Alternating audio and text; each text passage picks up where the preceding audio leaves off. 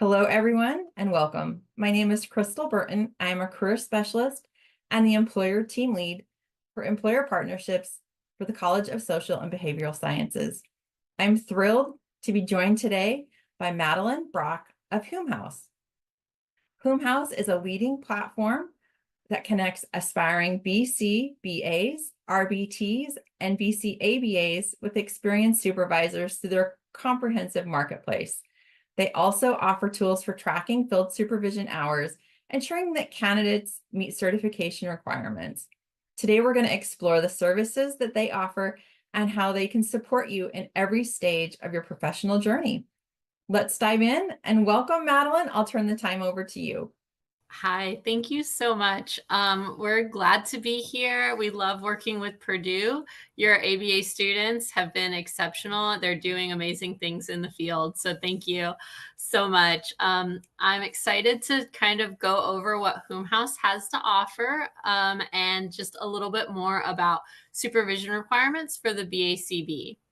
So if we go to the next slide here, the agenda today is the problem that we see with supervised field work, some of the big issues that we try to help out with at HoomHouse. We're going to go over what HoomHouse actually is, getting started in the field, supervision requirements, considerations for finding a supervision match, the benefits of remote supervision, and leave with my contact information and additional resources for Purdue students. So the problem that we have seen talking to hundreds of trainees getting into their supervised fieldwork for the BACB is that it's confusing. Everyone seems like they have horror stories being a trainee, that they gain hours that they either can't use, things don't count, and then they get discouraged.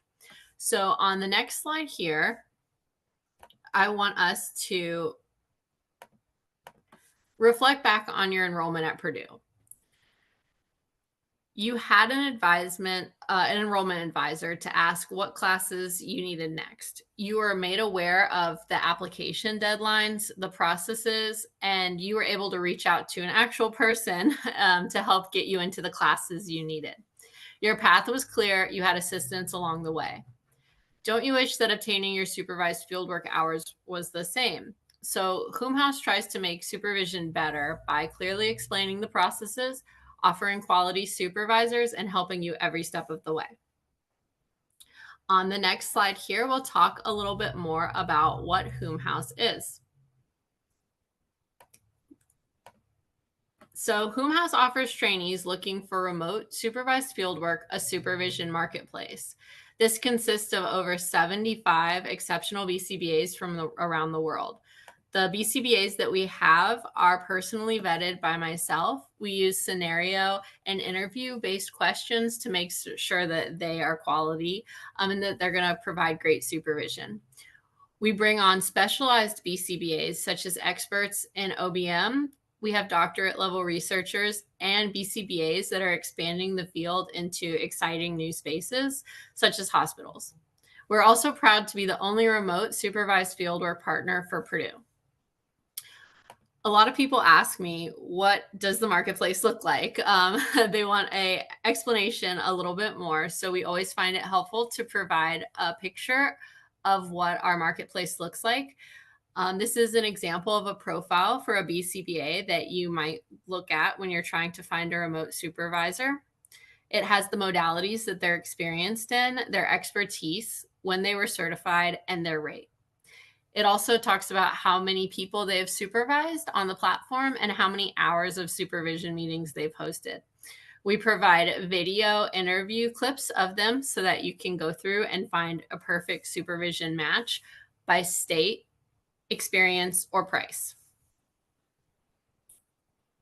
On the next slide here, we have a little bit more about how HoomHouse can help specifically. So we have the online marketplace full of supervisors that are ready to help, but we also provide an exportable fieldwork tracker. This is really great because it can count as your personalized documentation system for the BACB in case of an audit. We have auto-filled documentation, so those monthly fieldwork verification forms are automatically updated based on what you put into your tracker. We have a curriculum and quizzes based off the 5th edition task list. We have a competency tracker that is VB map style. It has a visual analysis of how you're doing based on the 5th edition task list competency areas. We also have a supervision journey checklist. This makes sure that you meet the requirements in certain areas as you begin your journey with to become a BCBA. And we also have a customer service team that is always available for you. On the next slide, we're going to talk a little bit about getting started. So this is not with HoomHouse, this is just with BACB supervision in general. Like I said, the process can be really confusing and disheartening for trainees, so we aim to make it more clear.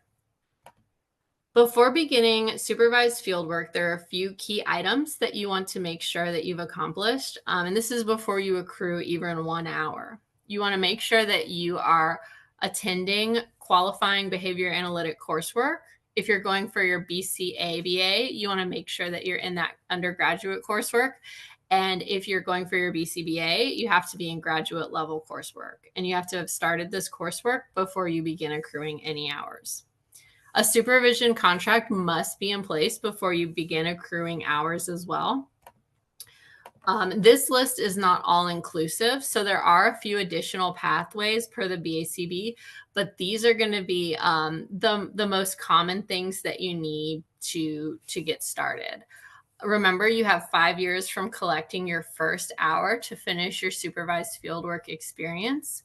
And when you are kind of getting into the specifics of your supervision contract with your BCBA supervisor, make sure to think very carefully before you sign anything that makes you pay back your supervision with time spent working at a company. If it turns out that you and the company values don't align, you don't really want to have any time owed to a company.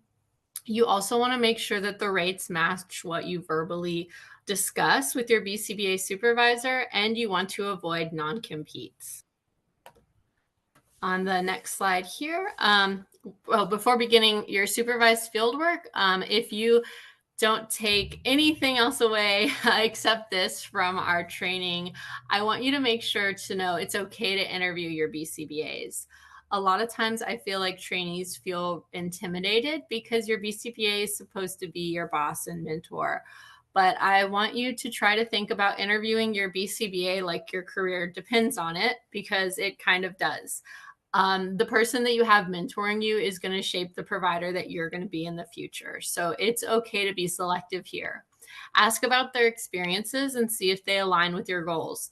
If you want to be an in-clinic provider for children on the spectrum, it's probably not going to be the best fit if you have someone that's working with adults in an OBM environment.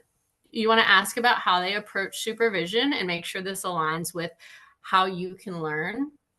And for remote supervisors especially, what does their availability look like? If you're a trainee on the East Coast and you have a BCBA on the West Coast, there's definitely going to be a gap there where you guys aren't going to be able to communicate for some part of the day. Another important consideration is, does a specific state that you're in require state licensure? So there are certain states that are very specific about the BCBA supervisor that can provide supervision for you. And you just want to make sure that you're going to be okay using them. We're going to talk a little bit more now about supervision requirements. We have both the BCBA and the BCABA supervision requirements here. It's always good to go over because it can be a little confusing. So just before you get going, make sure you're aware of what's expected of you. So there's 2 paths here to become a BCBA. There's concentrated fieldwork and regular fieldwork. I highlighted the differences here. It's a little bit easier to just kind of look at this and see where you're going to fall under doing your hours. So in the concentrated fieldwork, you have less hours required overall. You have 1,500 hours required, but this is a much more intensive type of supervision experience. So it's the same that you have the 5 years to complete. You have to complete at least 20 hours in a month, but not over 130. but it's more intensive because you have to have 6 contacts with your supervisor in a month, and 10% of your total hours claimed must be supervised. You still have to have 1 observation with the client. 50% of your supervised hours must be individual and not in a group. And 60% of your total hours must be spent working on unrestricted activities. And we'll talk a little bit more about group and unrestricted versus restricted hours after this. We also have the regular fieldwork track. This is 2,000 hours to complete. It is less intensive because you need 4 supervision contacts in a month, and only 5% of your hours must be supervised. 50% of those in individual, and 60% have to be spent working with unrestricted activities. If you go to the next slide here, we have the BCABA, concentrated fieldwork, and these are our assistant behavior analysts. This is what you can do if you have an undergraduate degree. So it's for the concentrated track, it's 1,000 hours to complete. We have 6 supervision contacts, 10% supervised. And another difference here is that at least 40% of your total hours must be spent working on unrestricted activities. So more of your time can be devoted to those restricted activities, which is directly implementing behavior analytic programming and techniques. For the regular fieldwork track, it's 1,300 hours, 4 supervision contacts, 5% are supervised. 50% of those must be individual, and 40% are spent working unrestricted activities. So I want to go on the next slide, break down individual versus group supervision a little bit. So according to the BACB BCBAs handbook, supervision contact should really be one-on-one. It is acceptable to have groups of no more than 10 trainees working together, as long as this group format accounts for no more than half of the total supervised hours in a period. So group supervision can be less expensive when you're looking at options, but it can be really hard to get detailed supervision contracts about like a specific client, or if you're getting feedback. A lot of times that's really hard to get in a group, to get that really good one-on-one supervision. And in my experience as a supervisor, the time goes really fast. So it's like by the time everyone kind of gives a little bit about maybe a client that they're working with or a problem that they need help with, time is already up. So you don't always get to everyone. On the next slide, I want to talk about restricted versus unrestricted hours. This can be another thing that's a little bit confusing for our trainees. So remember, at least 60% for the BCBA track, total hours accrued must be spent working on unrestricted activities. So when you hear unrestricted, you should really think about like, these are the things that you're going to be doing as a BCBA as opposed to a trainee. So training other staff and stakeholders, you're going to be conducting assessments, graphing, researching interventions, and writing programming. That's as opposed to restricted activities. And these are just the time spent delivering therapeutic and instructional procedures to a client. Remember, you can have 100% of your hours be restricted or unrestricted in a month, as long as you don't go over the total percentage limits. And of course, when you're getting these restricted versus unrestricted hours, you want to make sure that they are all behavior analytic in nature. You cannot count classroom assignments. Unfortunately, I've had a lot of trainees ask that. You can't count billing or scheduling. These have to be truly behavior analytic in nature. On the next slide here, we are going to talk about documentation. So in the field, we really like to say document or it didn't happen. So individual supervision documentation systems are up to the trainee and the supervisor per the BACB. But there are 2 forms that have to be used to verify their supervised fieldwork experience if you want to become a BCBA or a BCABA. That's your monthly fieldwork verification form for each month that supervision is accrued. And you want to make sure you hit those requirements like your client contact, the 5 or 10% supervision. And then at the end of a supervisory experience, you do a final fieldwork verification form, which is all the hours that you've accrued in a given experience. So a big issue that I see here is people think that their final fieldwork verification is just the overall 2,000 or 1,500 hours, but that's not the case. So when we say a given supervision experience, that means that you're going to be just the hours that you get basically in one place with one supervisor. So if you're, let's say, an RBT working in schools, and then over the summer, you take a break and maybe work in a clinic somewhere, you're going to have to get a fieldwork form for both the school year and then the summer as well. So you can have multiple final fieldwork verification forms. They just have to be for every experience that you work in.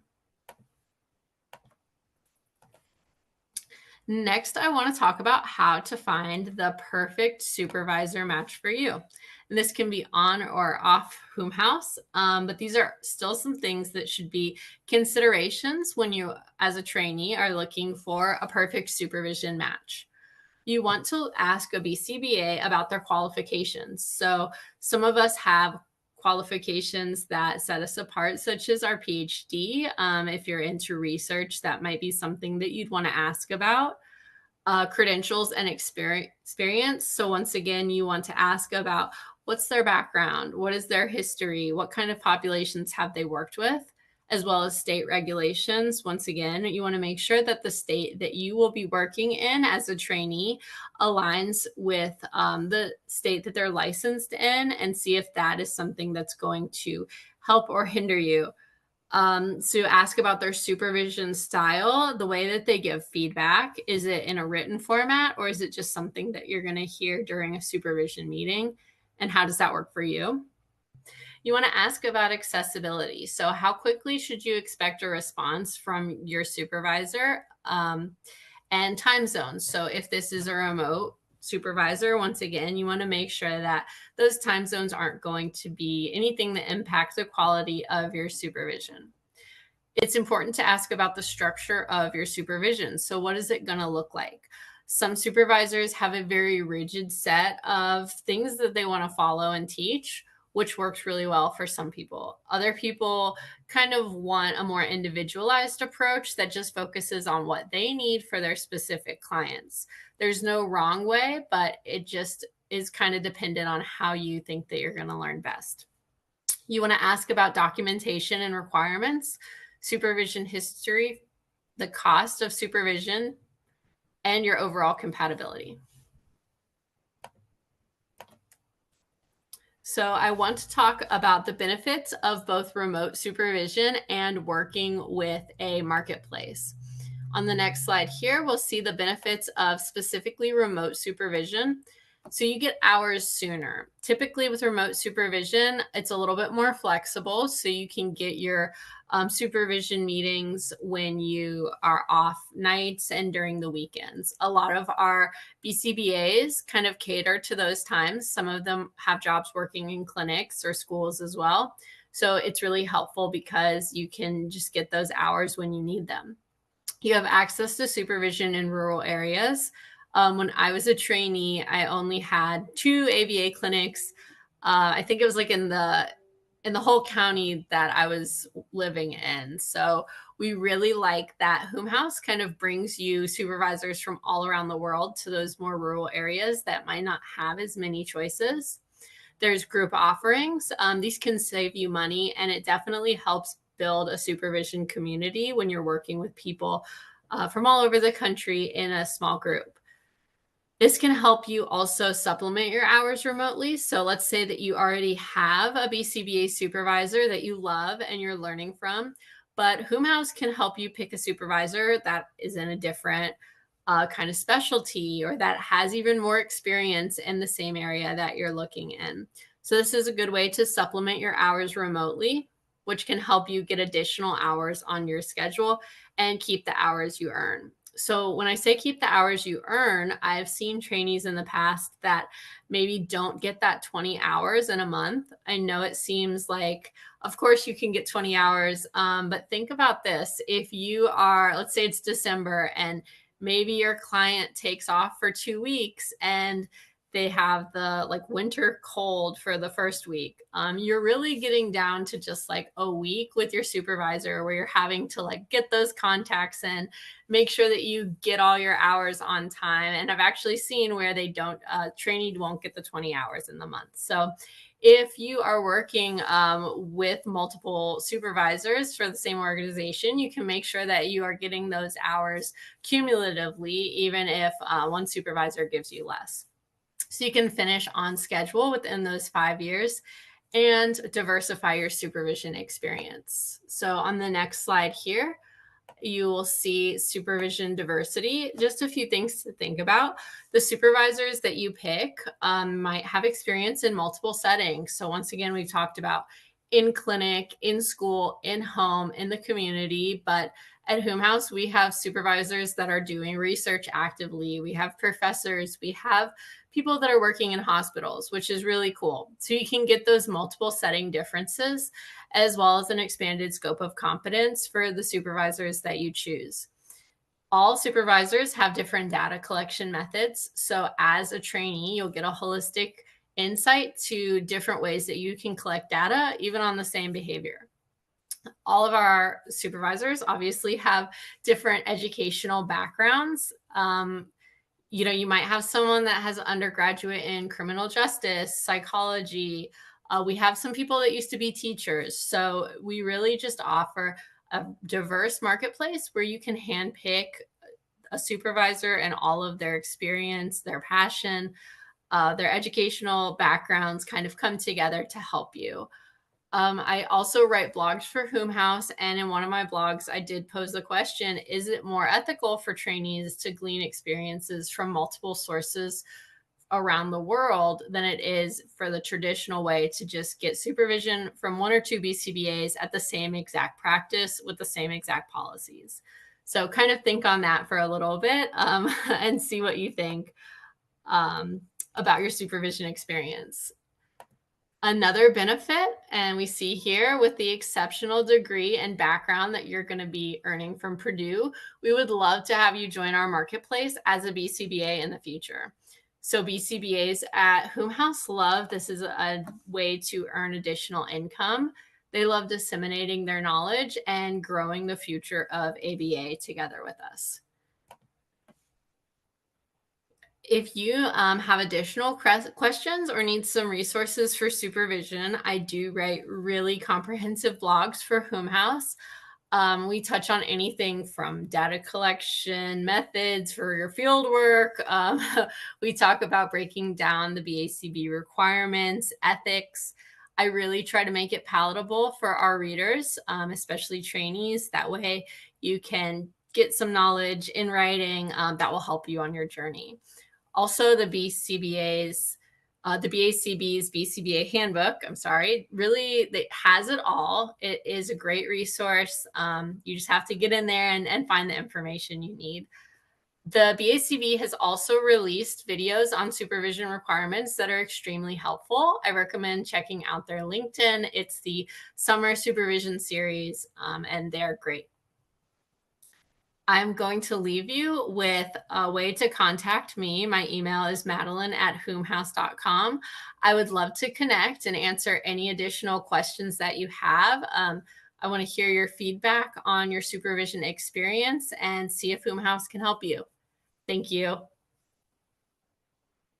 Madeline, thank you. So much great information was shared, and just about the supervision. I love how you broke it down with how many hours, what percentage, explain what it was, and just to help our students. I think it was really helpful.